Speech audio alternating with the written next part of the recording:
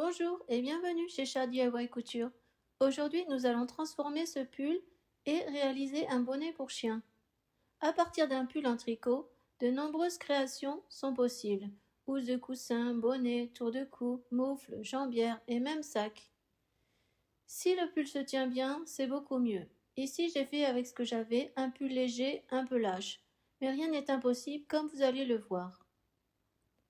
Pour le montage du bonnet, je vous conseille la surjeteuse qui est idéale, sinon un point zigzag large sur votre machine à coudre ou une couture à la main avec un point pas trop serré ira également. Après ce petit bonnet, il restera encore pas mal à utiliser sur ce pull. Mais vous pouvez facilement faire une housse de coussin avec le reste, cela donnera un style cocooning à votre salon. Voici donc ce bonnet en tricot pour chien. Un bord-côte a été fixé sous le bonnet pour assurer un bon maintien au niveau du cou. Il est suffisamment ajusté pour éviter que le chien n'enlève le bonnet, sans être trop serré afin de garantir le confort lors de l'enfilage. Par exemple, le tour de tête de Stella est de 23 cm, son tour de cou est de 20 cm et la longueur du bord-côte total est de 15 cm. J'ai prévu également une ouverture pour les oreilles. Et j'ai prévu un élastique ici pour resserrer le tour de tête et maintenir le bonnet autour de la tête du chien. Ensuite, j'ai fixé un pompon pour un peu de fantaisie. Voici les pièces du patron. Donc, comme vous pouvez le voir, ce patron est très petit, mais c'est normal, ne vous inquiétez pas, j'ai un tout petit chihuahua. Voilà. Donc, voici le corps du bonnet. Ensuite, vous avez la patte tour de tête qui vient se fixer ici. Ensuite, la patte cou qui vient se fixer ici. Donc, il dépasse de 2 cm pour pouvoir fixer en fait la patte ici. Voilà. Donc, toutes ces pièces sont à découper 2 fois. J'ai prévu une valeur de couture de 0,6 cm. En ce qui concerne le tour d'oreille ici, prévoyez un tour légèrement plus petit que le tour d'oreille du chien, car le tricot peut se détendre à ce niveau avec la sollicitation. Donc de mon côté, j'ai fait plusieurs essais et j'ai constaté 5 mm de différence entre le patron et le tour d'oreille fini sur le tissu. Par exemple, Stella a un tour d'oreille de 12,6 cm. Je dois prendre, après plusieurs essais, donc une circonférence de 11,6 cm pour obtenir un fini de 4,19 cm de diamètre. Pour adapter ce bonnet à votre chien, vous allez avoir besoin de plusieurs mesures. Donc la largeur entre les oreilles, le tour d'oreille, la largeur des yeux aux oreilles, la longueur des yeux jusqu'à la base du cou, le sommet du crâne jusqu'à la base du cou et enfin le tour à la base du cou. Je reprends un peu maintenant le patron avec vous pour vous expliquer un peu les mesures. Donc ici, vous avez A, la largeur entre les oreilles. Donc 2,7 cm, ce qui est la moitié donc de 5,5 pour Stella. Ensuite, B, vous avez le tour d'oreille, donc 12,6 cm. J'ai prévu 11,6 de circonférence ici. C, vous avez la largeur des yeux aux oreilles, donc 1 cm plus 2 cm ici, ce qui revient à 3. Et donc, Stella a au maximum 3,5 cm.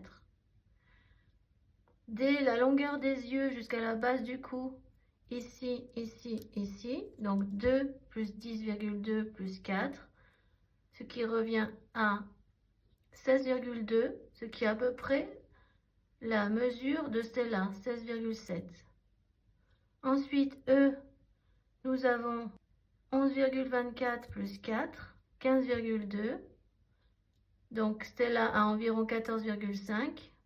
Et pour finir, le tour à la base du cou, 11 cm. Donc, j'ai prévu un peu plus large que son tour à la base du cou qui est de 20.